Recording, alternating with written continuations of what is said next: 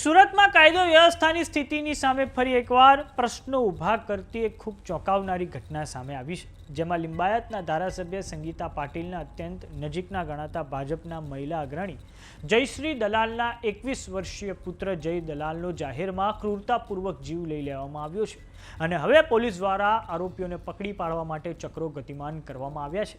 આ ઘટનાથી સુરતના રાજકીય આલમમાં ખળભળાટ મચી ગયો છે। તો આવો જાણીએ સમાચાર વિસ્તારથી। નમસ્કાર, જમાવટ સાથે હું છું પાર્થ।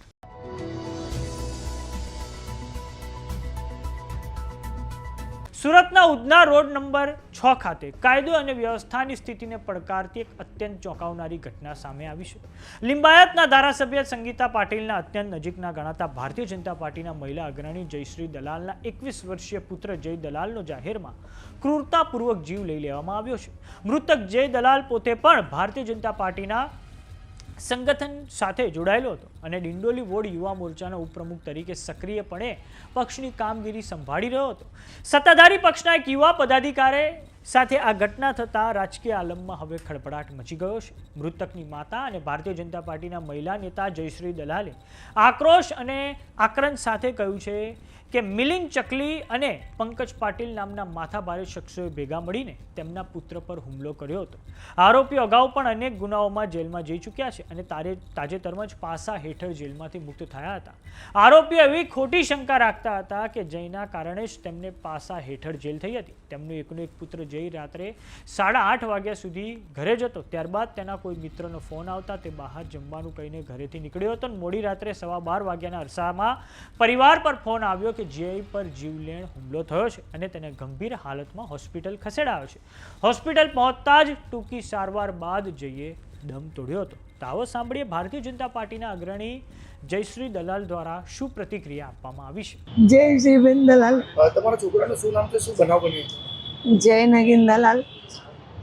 એ કાલે સવારથી ઘરે જ હતો, રાત્રે 8:30 વાગે ઘરેથી ગયો। મને કે મેં મારા દોસ્તારને મળવા જાઉં છું અને 12:15 12:30 વાગે મને ફોન આવ્યો કે એને વધારે ઘાવ લાગ્યા છે। મેં પૂછ્યું કોને માર્યું છે, એમ કે ચકલી અને પંકજ પાટીલ 3-4 લોકો હતા, એમના સાથે 7-8 લોકો હત્યા તીક્ષ્ણ હત્યા લઈને આવેલા।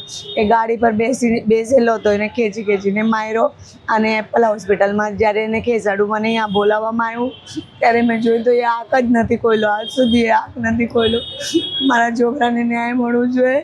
14-15 લોકો હતા અને એનું કારણ એવું હતું, ચકલી આ લોકોને છે ને ઉધના પોલીસ સ્ટેશનથી પાસો થયેલો હતો, તો એમનું કહેવાનું એમ હતું કે જય દલાલના કહેવા પર પોલીસ પાસો કર્યો છે, એટલા માટે એનો એ દુશ્મન તરીકે ગણતા હતા એ લોકો। ન્યાય માટે શું માંગો છો?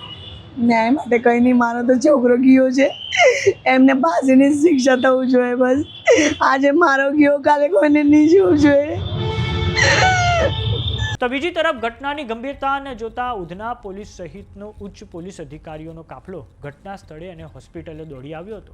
પોલીસે ગુનો નોંધીને ફરાર આરોપીઓને ઝડપી પાડવા માટે અલગ અલગ ટીમો બનાવીને વિવિધ વિસ્તારોમાં સઘન શોધખોળ શરૂ કરી દીધી છે।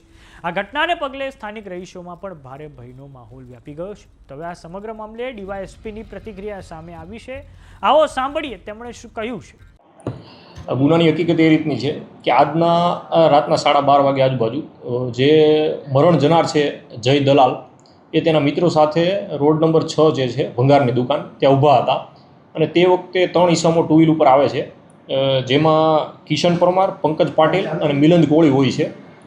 તો તે 3 જણા આવે છે અને જે મરણ જનાર છે જય નગીનભાઈ દલાલ, એમને ચપ્પુના ઘા મારે છે અને ત્યાંથી ભાગી જાય છે, જેથી જય દલાલનું એપલ હોસ્પિટલ ખાતે સારવાર દરમિયાન મરણ થાય છે। સર, હત્યાનું પાછળનું કારણ શું છે? આરોપીઓનું શું નામ છે? શું કામગીરી કરે છે? હત્યાનું મૂળ કારણ અત્યારે એવું પ્રાથમિક જણાઈ આવેલ છે કે અગાઉ 3 મહિના અગાઉ આરોપી અને મરણ જનાર વચ્ચે ઝઘડો થયેલો જે છે અને 3 જે આરોપીઓ જે છે તેમના નામ કિશન ઉર્ફે ચકલી, સોમાભાઈ પરમાર, પંકજ પાટીલ અને મિલિંદ કોળી છે। સર, કઈ અદાવત હતી કે આરોપીઓના પાસા બી કરવામાં આવ્યા હતા, એની કે અદાવત રાખીને હત્યા થઈ જાય એમના પરિવારનો બે આરોપ છે? માર્ચ મહિનામાં જે આરોપી છે કિશન ઉર્ફે ચકલી સોમાભાઈ પરમાર, એમની પાસા કરવામાં આવેલી હતી અને અગાઉ 3 મહિના પહેલાં ઝઘડો થયેલો હતો આરોપી અને મરણ જનાર વચ્ચે. આરોપીઓનો ગુનાહિત ઇતિહાસ શું છે અને મરણ જનારનો? એ આ અંગે અત્યારે તપાસ ચાલે છે. તો સમાચારોમાં અત્યારે બસ આટલું. જોતા રહો જમાવટ. જો તમે અમને યુટ્યુબ પર જોઈ રહ્યા તો સબસ્ક્રાઇબ કરો, જો તમે અમને ફેસબુક પર જોઈ રહ્યા તો ફોલો કરો, સાથે જ અમારી વોટ્સએપ ચેનલ આવી ગઈ છે, જોઈન કરવાનું ના ભૂલતા. નમસ્કાર.